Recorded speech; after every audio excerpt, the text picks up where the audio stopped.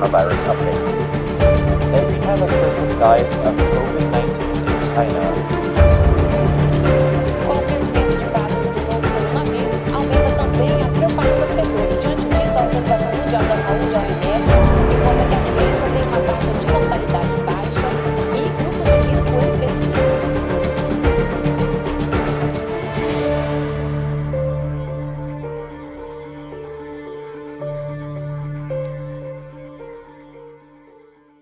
Muito bem, meus amigos, fazendo aqui a gravação do conteúdo para o curso sobre o Covid-19, que vai desde a prevenção ao tratamento.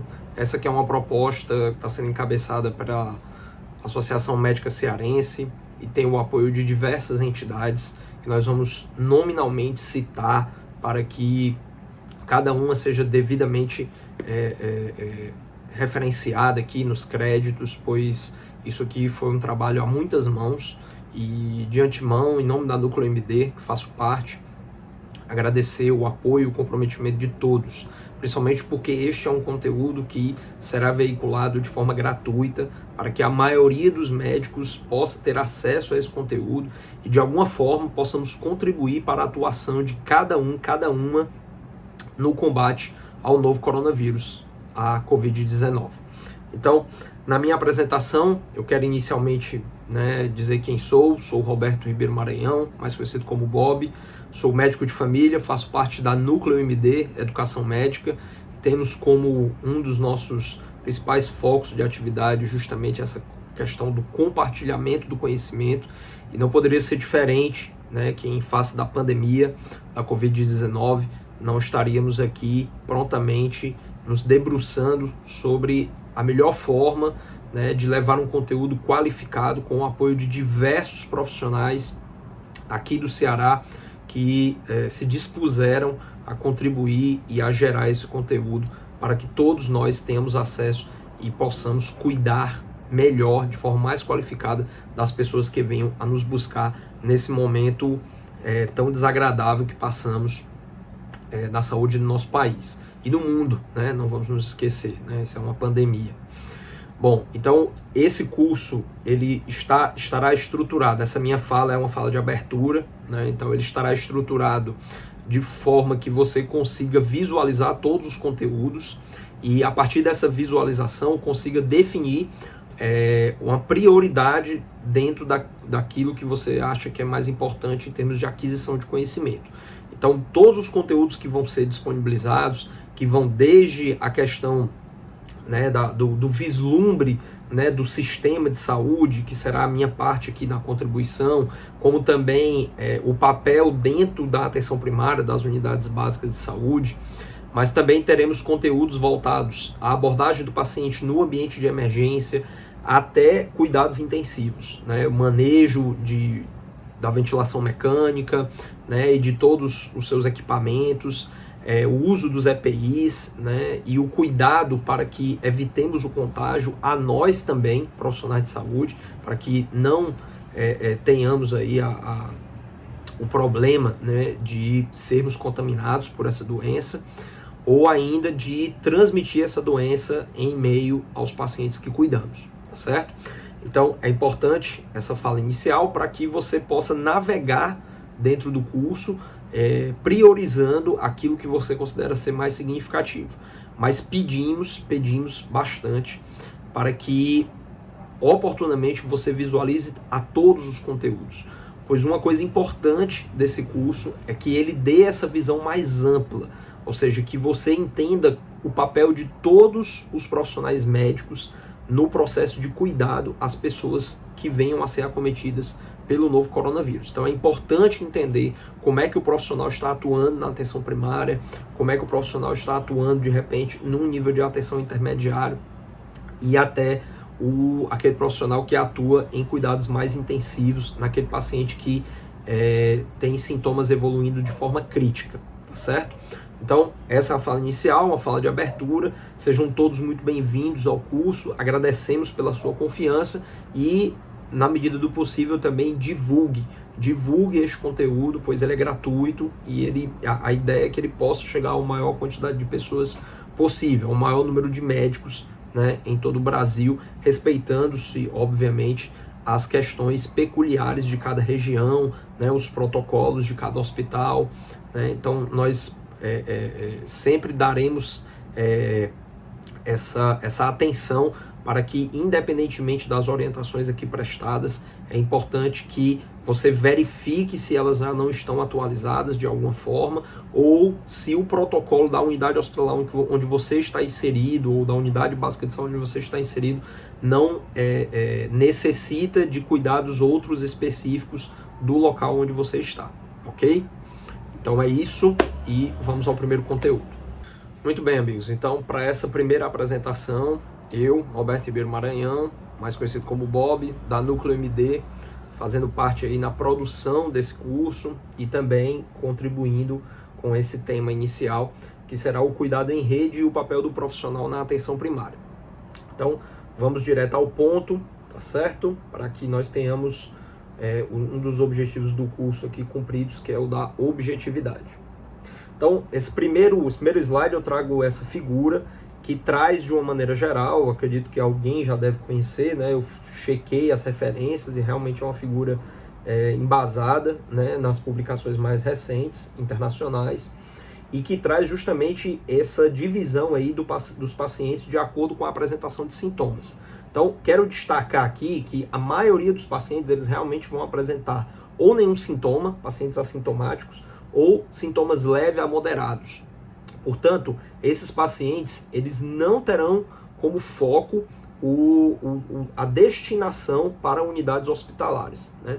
Isso é muito importante que seja frisado, porque isso destaca o papel da atenção primária frente à situação exposta pelo contágio do coronavírus. Nós estamos falando aqui da população que de fato é contaminada, né? Eu não estou falando da população em geral, não estou falando de toda a população. A população, na medida em que ela tem uma contaminação, né, mais da metade, nessa figura aqui nós temos que 85% dos casos ela apresentará sintomas leves, né, e que rapidamente evoluirão para uma situação de imunidade. E aí, por isso, a importância do papel do profissional na atenção primária para fazer com que essas pessoas elas não caminhem de forma inadequada dentro do sistema de saúde, vindo, por exemplo, a chegar na porta de emergências de hospitais, requerendo algum tipo de cuidado ou algum tipo de orientação. E aí, para isso, vamos partir aqui para um outro desenho, né? Esse desenho eu me aproveitei para fazer uso de alguns elementos do Sistema Único de Saúde, portanto, do serviço público, mas nós podemos muito facilmente fazer uma analogia ao setor privado, e aí ao longo que eu for apresentando esse desenho desse fluxo, eu vou comentando também de que maneira o setor privado ele pode contribuir para que essa população ela seja atendida de forma adequada, né? Então, o fluxo ele parte, né, justamente desse contato da população diretamente com as unidades básicas de saúde, que aí podem ser clínicas, né, de atenção generalista, que os planos de saúde podem disponibilizar para a população em geral, assim como mecanismos de informação através de teleconsultoria, né? Vale lembrar que nós temos uma portaria aí do Conselho Federal de Medicina autorizando, né, de maneira excepcional a teleconsultoria, inclusive com orientações bem detalhadas sobre como nós podemos subsidiar, inclusive atestados médicos, receitas para pessoas à distância, certo? Um destaque também aí esse elemento que apareceu aqui no meio, né, que é o Melhor em Casa, porque nessa relação aí do grande contingente da população com essa primeira porta de entrada, que seriam as unidades de atenção básica, nós temos esse elemento do Melhor em Casa, que se traduz na prestação de serviços domiciliares.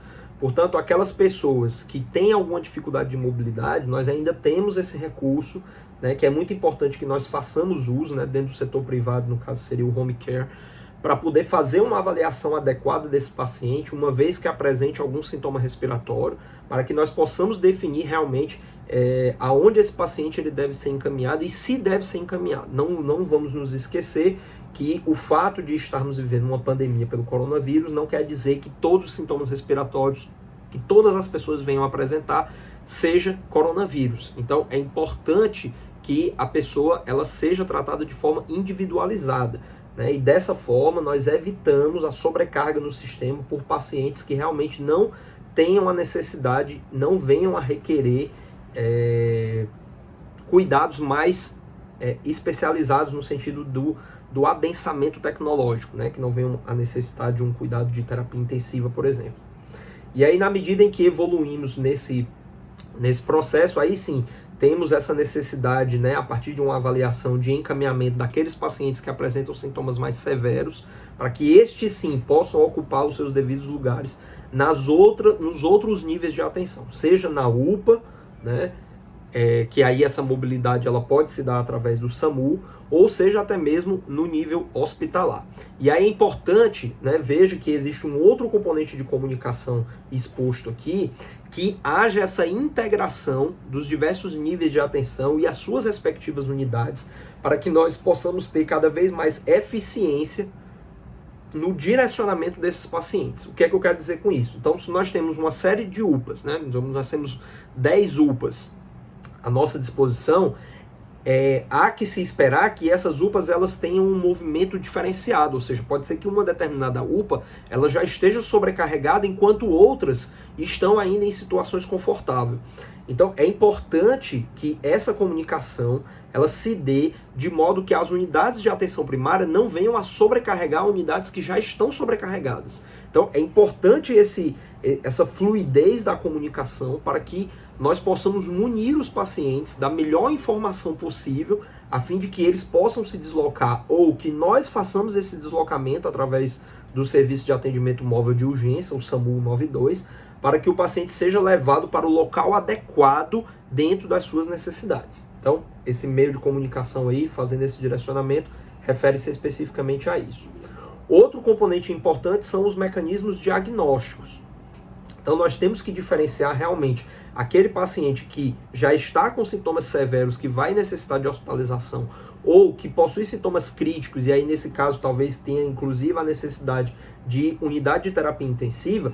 Esses pacientes eles deverão ser oportunamente testados no próprio ambiente onde se encontram para a internação. Os demais pacientes, aqueles que serão orientados ao isolamento, esses pacientes eles preferencialmente devem sair dessas unidades para que a necessidade de diagnóstico seja resolvida e não venha a interferir na capacidade de assistência dessas unidades. Então é importante que esses testes, né, para finalidades outras que não sejam o cuidado intensivo dos pacientes, eles possam ser realizados e o mais brevemente possível esse paciente seja deslocado ou para sua casa, né, ou para cuidados outros que não venham a requerer unidades de internação, no caso, dentro das unidades básicas de saúde. E por fim, esse diálogo final, ou seja, o paciente, em último caso, realmente, havendo-se a necessidade de uma internação, ele é deslocado para unidades hospitalares. Essas sim, capazes de prover cuidados intensivos, aqueles pacientes com aquelas características que dão a ele a necessidade de um suporte nesse nível de atenção, né, que seria um nível de atenção terciário, portanto localizado nos hospitais.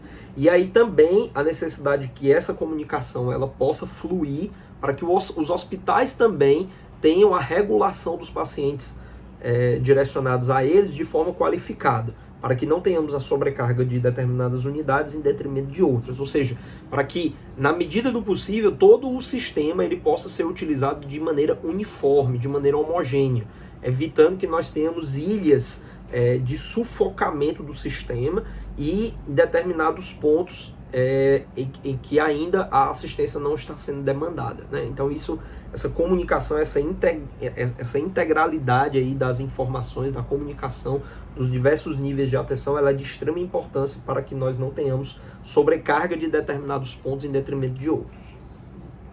Bom, e aí trazendo agora o foco da apresentação para a atenção primária à saúde, destacar que dentro do contexto da atenção primária, né, aquilo que está destacado aí no final, né, é importante que nós tenhamos os cuidados sendo levados o mais proximamente possível do local onde as pessoas vivem, né? E aí nós vamos mostrar de que maneira a atenção primária ela atua dessa maneira, principalmente na questão das orientações, né, e da garantia que as pessoas se mantenham em isolamento, né, especificamente falando aí do coronavírus. E também destacar que a atenção primária, ela constitui sim o primeiro elemento, né, de todo esse processo, né, continuado de cuidado da assistência à saúde. Então, como vocês viram ali, existe todo um processo que vai desde as unidades até a unidade hospitalar. A importância de que esse processo ele seja dialogado, as informações elas possam fluir dentro desse sistema.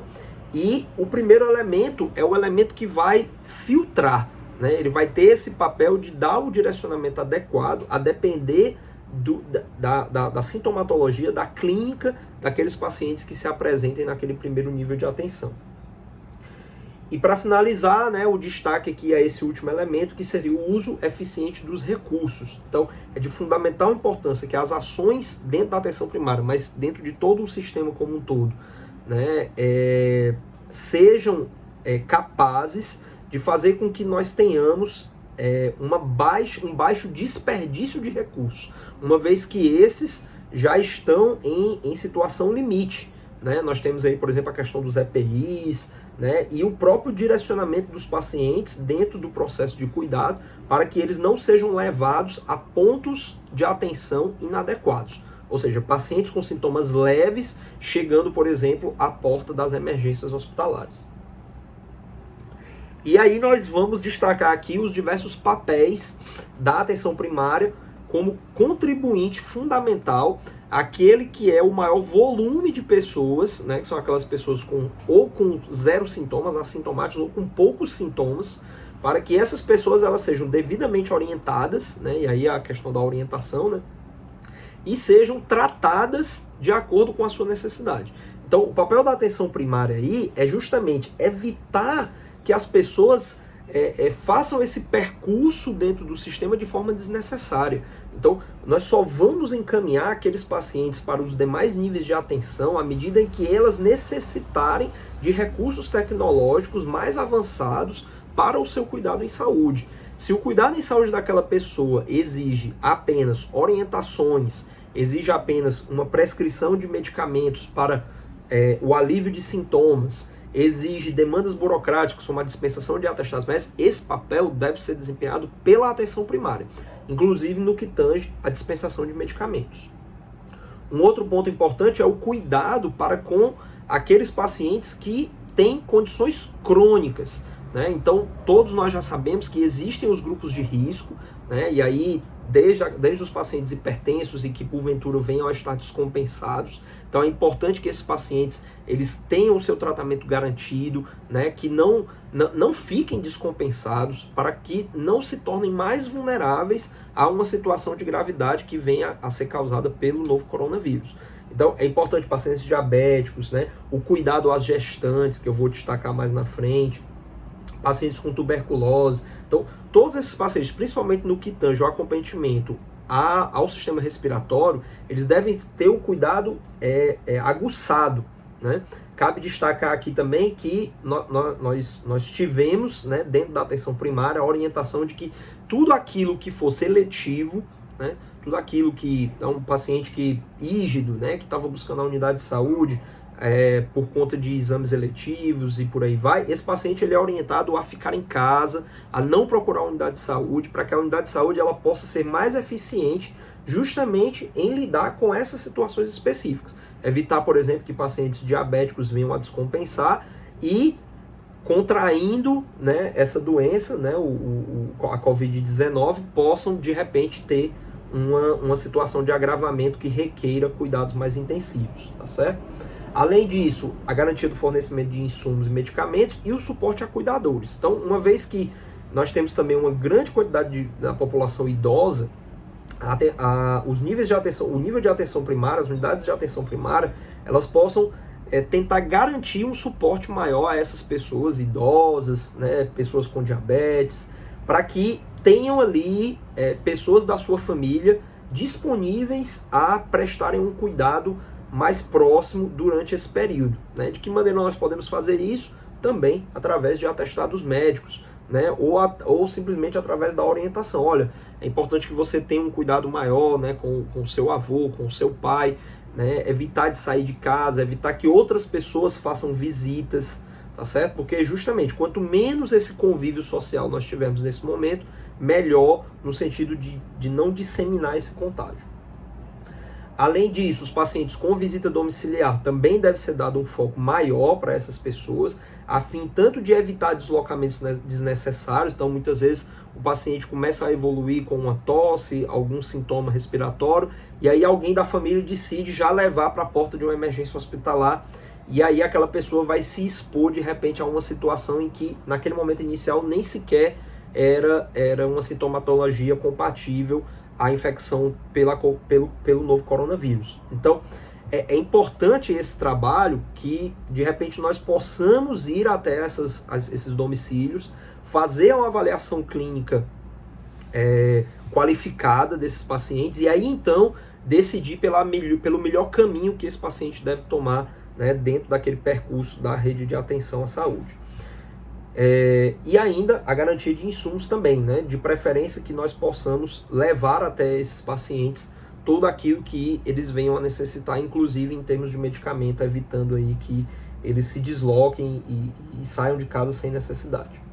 E por fim, contribuir aí no achatamento da curva, né? Então a atenção primária, devido justamente a essa capilaridade, né, de estar presente nos mais diversos locais, né, justamente onde o grosso da população está presente, é possível que nós façamos ações, né, que estimulem as pessoas, né, no sentido da orientação geral à população, que não se aglomerem, que respeitem a situação de isolamento pela qual nós estamos passando, evitem sair de casa, evitem fazer visitas e receber visitas, e ao mesmo tempo dar continuidade a ações que têm como objetivo também contribuir para a não proliferação ou a redução de situações de agravamento em que pessoas possam se expor ao contágio pelo novo coronavírus. E aí vem a questão da vacinação, a dispensação de medicamentos para garantir que os pacientes eles mantenham os seus quadros crônicos compensados, né?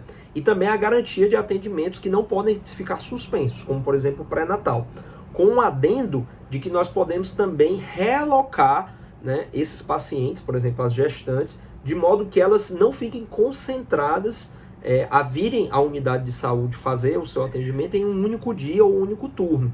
Então, se habitualmente o pré-natal ele é realizado por uma determinada equipe de saúde da família em um turno específico da semana, a ideia é que essas gestantes elas possam ser diluídas, né, durante todos os turnos que estão disponíveis na semana, para que nós possamos deixar esse atendimento mais espaçado, ou seja, menos gestantes ao longo de cada dia, ok?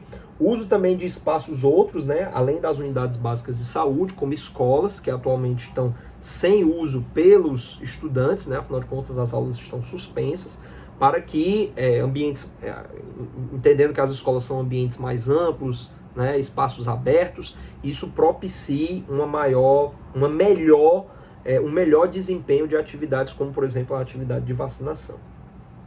E lembrar, né, gente, nós estamos diante de um contexto mais amplo, nós estamos diante de uma pandemia, e portanto nós precisamos ter essa noção maior, e aí a importância realmente que esse curso vem trazer para que eu que esteja na atenção primária tenha noção do que é que meu colega médico, qual é o papel dele, como ele está desempenhando essa função, né, dentro do hospital, assim como ele estar ciente de qual é o meu papel aqui, né, e que nós possamos trocar experiências na medida em que possa vir a ser necessário que eu, né, enquanto médico da atenção primária, venha a atuar em um ambiente hospitalar, né, trazendo mais recursos humanos, né, a uma eventual necessidade que essas unidades venham a ter, que a gente espera que o sistema não entre em colapso, né, nós realmente esperamos que não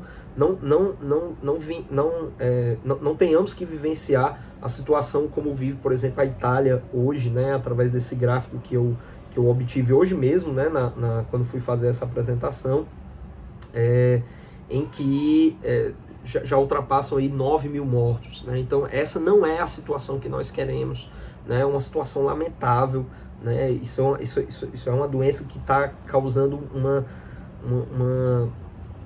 Nossa, não tem nem como descrever, né? Isso é lastimável, né? É totalmente lastimável, né? A capacidade que teve essa doença de ceifar vidas por todo o mundo.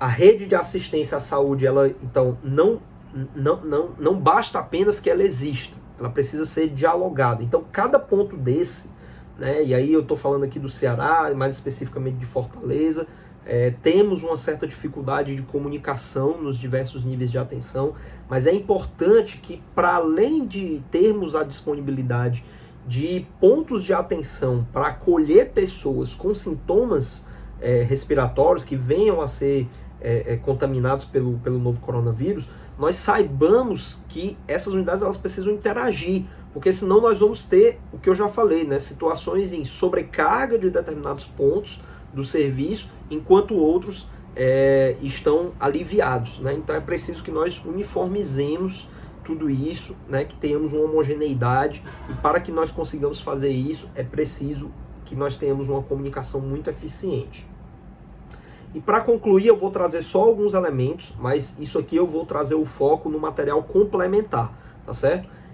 Trazendo aí um pouco dessa ideia que a rede de atenção à saúde, né, naquele momento inicial eu fiz um desenho linear, né, mas é preciso que a gente entenda que, na verdade, ela gira em torno da atenção primária. Então é muito importante, né, esse trabalho da atenção primária no que tange o monitoramento, né, da saúde dos diversos indivíduos, da comunidade, né, das famílias, para que nós possamos fazer um uso eficaz de todos os pontos dessa rede de atenção, seja as unidades hospitalares, sejam as UPAs, seja a atuação dos programas de visita domiciliar ou de home care, né, a depender do setor privado também, tá certo? Então é extremamente importante esse trabalho, né, de comunicação entre todos os níveis de atenção e de todos os pontos dessa rede de atenção à saúde.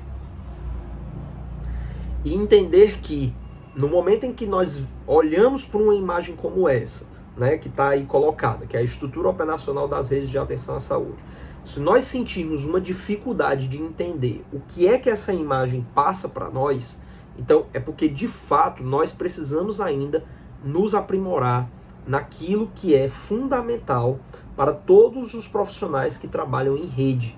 Entender o papel de cada ponto de atenção e como ele se articula com tudo, né? Então não existe um ponto da rede de atenção à saúde que trabalhe de forma isolada, né? Ou nós entendemos a necessidade que é nós compreendermos todo o processo de cuidado, não importa onde estejamos, é preciso que nós tenhamos essa compreensão do todo, ou jamais teremos uma rede de atenção à saúde plenamente capaz de funcionar de forma eficiente.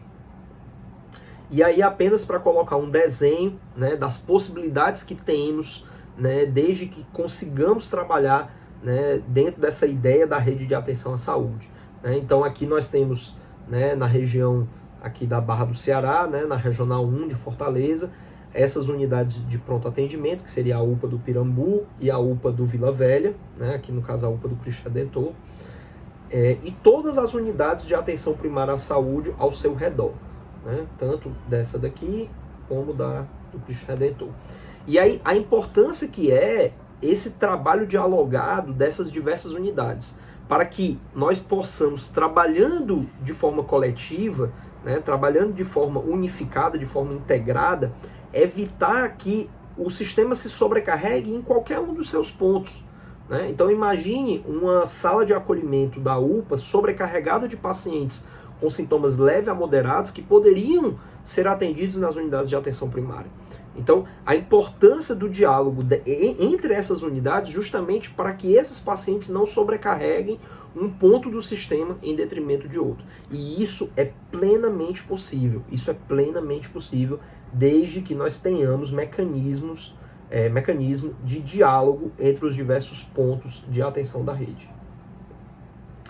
E é isso, gente. Para que esse fluxo ele funcione de forma adequada, né, eu convido vocês, né, uma vez que vocês já tenham visto todo o material do curso, porque aí, como eu falei, é um material complementar, a que a gente dialogue um pouco sobre esse trabalho da estratégia de saúde da família, da atenção primária no contexto do SUS, e que hoje já é muito extrapolado, né, em vários setores da saúde suplementar, né, da saúde privada, dentro desse contexto da atenção primária como reguladora e coordenadora dos outros níveis de atenção, dos outros processos de cuidado, seja ele a atenção hospitalar, urgência, emergência e a própria questão da vigilância. É isso, pessoal. Então, concluo aqui essa apresentação e desejo a todos muita força, muita luta para que possamos vencer esse desafio imposto a nós por a pandemia do Covid-19. Tenho certeza de que de forma articulada e integrada nós faremos a diferença para a população que tanto precisa dos cuidados nossos, né, nesse momento. Então, boa sorte a todos os profissionais médicos e esperamos que esse conteúdo realmente venha a contribuir para uma melhor qualificação da nossa atenção. Um grande abraço.